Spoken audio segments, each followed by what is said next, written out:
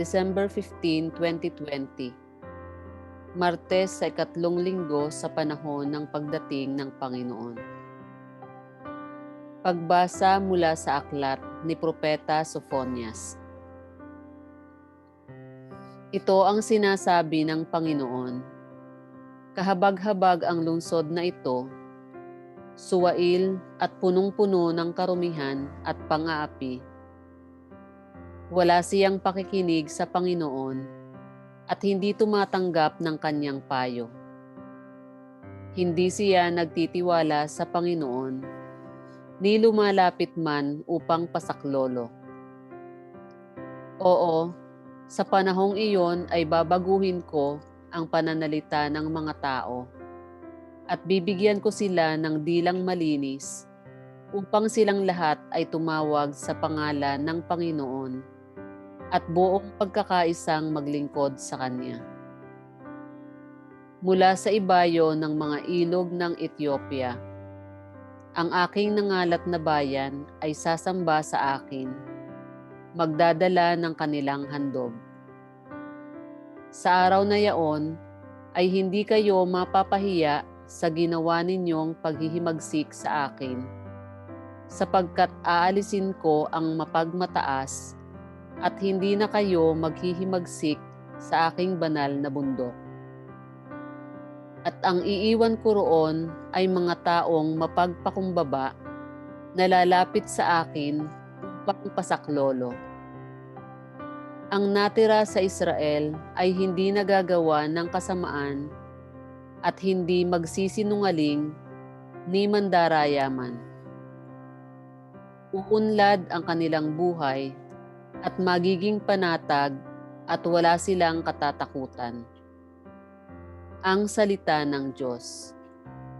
Salamat sa Diyos. Salmong tugunan. Dukhang sa Diyos tumatawag ay Kanyang inililigtas. Panginooy aking laging pupurihin. Sa pasasalamat di ako titigil. Aking pupurihin Kanyang mga gawa. Kayong naapi, makinig, matuwa. Dukhang sa Diyos tumatawag ay Kanyang inililigtas. Nagagalak ang aping umasa sa Kanya, pagkat di nabigo ang pag-asa nila. Tumatawag sa Diyos ang walang pag-asa. Sila'y inililigtas sa hirap at dusa. Dukhang sa Diyos tumatawag ay Kanyang inililigtas. Nililipol niya yaong masasama hanggang sa mapawi sa isip ng madla. Agad dinirinig daig ng matuwid. Inililigtas sila sa mga panganib. Dukhang sa Diyos tumatawag ay Kanyang inililigtas. Tumutulong siya sa nasisiphayo. Ang walang pag-asa'y hindi binibigo. Mga lingkod niya'y Kanyang ililigtas. Sa napakukupkop, siyang mag-iingat. Dukhang sa Diyos tumatawag ay Kanyang inililigtas.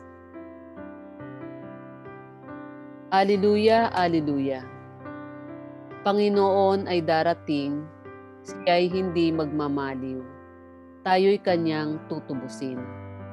Alleluia, Alleluia. Ang mabuting balita ng Panginoon ayon kay San Mateo. Noong panahong iyon, tinanong ni Jesus ang mga punong saserdote at matatanda ng bayan. Ano ang palagay ninyo rito? May isang tao na may 2 anak na lalaki. Lumapit siya sa nakatatanda at sinabi, "Anak, lumabas ka at magtrabaho sa ubasan ngayon." "Ayoko po," tugon niya. Ngunit nagbago ang kanyang isip at siya'y naparoon. Lumapit din ang ama sa ikalawa at gayon din ang sinabi.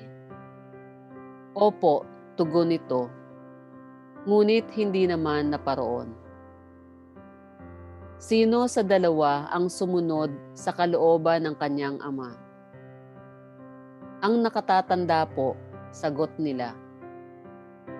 Sinabi sa kanila ni Jesus, sinasabi ko sa inyo, ang mga publikano at masasamang babae nauuna pa sa inyong pasakop sa paghahari ng Diyos. Sapagkat naparito sa inyo si Juan at ipinakilala ang matuwid na pamumuhay at hindi ninyo siya pinaniwalaan. Ngunit pinaniwalaan siya ng mga publikano at ng masasamang babae. Nakita ninyo ito, subalit hindi pa rin kayo nagsisi at naniwala sa Kanya.